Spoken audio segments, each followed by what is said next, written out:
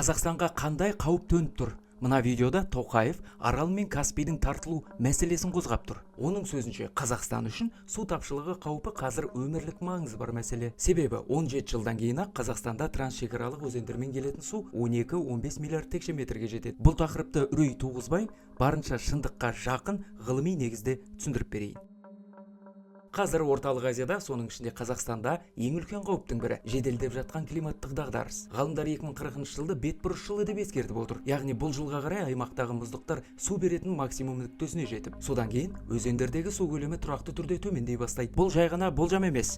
Бұл кейінгі 70 жылда ғалымдар келтіріп отырған ғылыми түсініктері мен тұжырымдармен келтіріліп отырған жағдай. Қараңыз, Қазақстандағы мұздықтар 70 жылда 50%-ға жуық азайды. 1950 жылдары біздің елде 2700-ден астам мұздық болған. Бүгінде олардың саны 2400 ғана. Ғалымдар мұздықтар жыл сайын 0,7, 1% жоғалтып жатқанын айтады. Егер бұл қарқын сақталса, ғасыр соңына қарай мұздықтардың тек 20-30% ғана қалады. Қазақстанға бұл өте қауіпті. Себебі мұздықтар елдегі барлық өзен суының 40-50% шамасында қамтамасыз етеді. Жазда өзендердің негізгі суы осы ерейтін мұздықтардан келеді. Ал Орталық Азия көлемінде жағдай одан да күрделі. Тәжікстанды алсақ, кейінгі 10 жылдықтарда 14 мың мұздықтың 1300-і жойылған. Бұл елдің ауыз суының 60%-і тікелей мұздықтардан келеді. ЮНЕСКО өкілдері бұл процесті толық тоқтату мүмкін емес, тек баяулату мүмкіндігі ғана барын айтады. Әлем бойынша дәл осындай жағдай Еуропада да, Оңтүстік Америкада да байқалады. Көптеген мұздық толық жойылып кеткен. Орталық Азия ғалымдарының болжауынша 2040 жылға қарай аймақтағы мұздықтар су берудің шегіне жетеді. Бұдан кейін өзен деңгейі жыл сайын төмендей бермек. Бұл өз кезегінде ауыл шаруашылығына,